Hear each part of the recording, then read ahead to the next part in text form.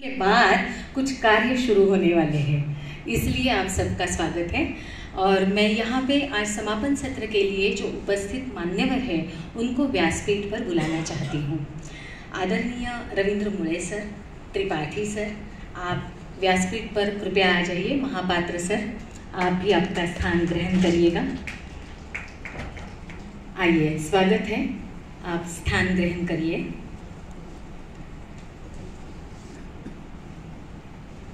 प्रसाद जोशी जी महोदय चिरादेव अत्र समुपस्थास्यति।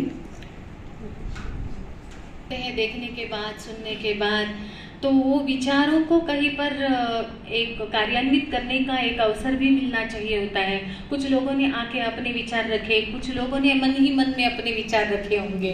तो वो सब ऐसा होता है कि कोई वक्ता बोलता है तो हम अपने ही मन में उसके बारे में, और अभी जो सर ने यहाँ इतना सुंदर विचार रखा, सच में सुबह भी हमने देखा था कि बहुत सुना भी था कि उच्चारण में कहीं भी गड़बड़ हो रही थी बहुत सारी। और हम मानते हैं कि भारत में जितनी भाषाएं हैं, विश्व में इतनी भाषाएं नहीं हैं। सच देखा जाए तो ईश्वर ने मानव को दी हुई मैं तो मानती हूँ कि जो ऐसी दो उपलब्धियां हैं जो किसी को नहीं मिली है, वो है एक भाषा और दूसरा है हास्य। हमने कभी देखा है गधा हंस रहा है? नहीं। हम कहते हैं किसी को अरे अबे गधे, पर नहीं, वो देखो हास्य तो सदा सुहास्य वदनम रहने चाहिए। मुझे लगता है कि यहाँ पे जितने भी संस्कृतज्ञ बैठे हैं सब मुस्कुरा रहे हैं। सब अपने लिए तालियां बजा दीजिए। एक उत्साह का वातावरण होता है, चाहे हम कहते हैं कि संख्या में भले ही हम न्यून हैं। एक ऐसे ही प्रसाद जी आने तक मैं बोल रही हूँ, एक संवाद है, ये अनौपचारिक मान लीजिएगा। MPSC का जब मैंने मुलाकात दी थी, साक्षात्कार मेरा हुआ था, तो मुझे पूछा गया था कि क्यों संस्कृत भाषा का पोषण, यानी प्राध्यापक को सरकार ने क्यों पगार देके, वेतन देके उनको यहाँ पे 30-35 साल तक उनको वेतन दे, क्यों गवर्नमेंट उनके ऊपर खर्चा करे। एक तो बच्चे 2, 4, 5, 10 रहते हैं।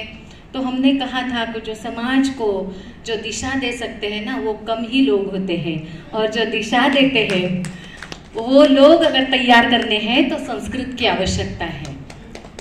तो मुझे लगता है यहाँ भले संख्या कम लग रही हो, पर मुझे पता है कि ये संख्या एक एक गांव को, एक एक मंडल को, एक एक राज्य को यहाँ पर प्रतिनिधित्व के रूप में उपस्थित है सब। तो जैसे कोई गुजरात से आया है, कोई दिल्ली से आया है, कोई केरल से आया है, हाँ, हर जगह पे हम अपने राष्ट्र को, हम अपने, और सब मिलकर हम संस्कृत माता को प्रतिनिधित्व कर रहे हैं। तो मुझे लगता है कि जिनकी हम प्रतीक्षा कर रहे थे, अब इस माहौल में प्रसाद पूर्णता हुई है। तो हम कार्यक्रम का आरंभ करते हैं। वागीशा वरदायिनी मतिमतां जाट्या भास्वरा संगीतादिकला विहार पदवीं उद्योतिनी शारदा या शुद्धाशय हास्य वस्त्र विमला पूतात्मनां शर्मदा सानः पातु सरस्वती भगवती विश्वेशवन्द्या सदा। जो मंच पर मान्यवर विराजित है, उनका स्वागत हमारी भारतीय परंपरा है, भारतीय आचार, भारतीय संस्कृति, भारतीय भाषाएं, ये हमारी धरोहर है।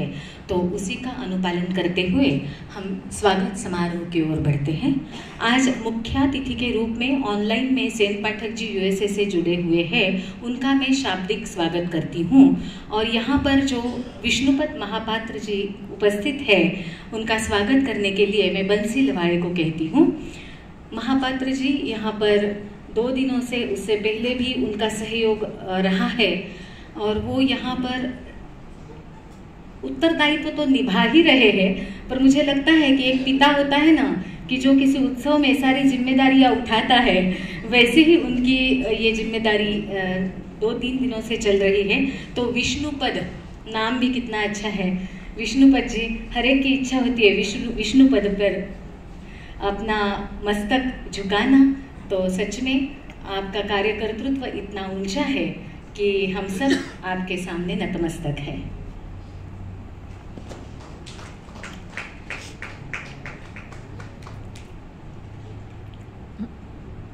नहीं, करते हैं सर जी, लीजिए, स्वागत स्वीकृत हो।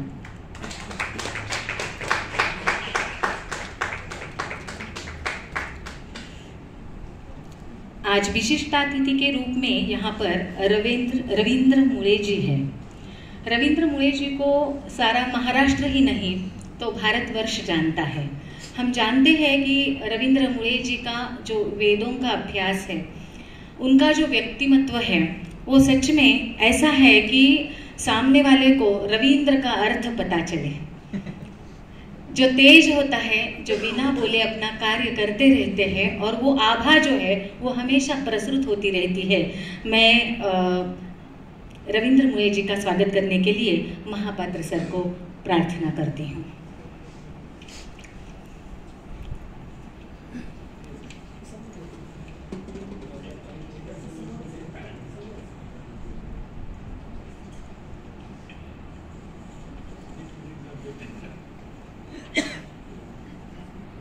ये भी मैं महापात्र प्रसाद जी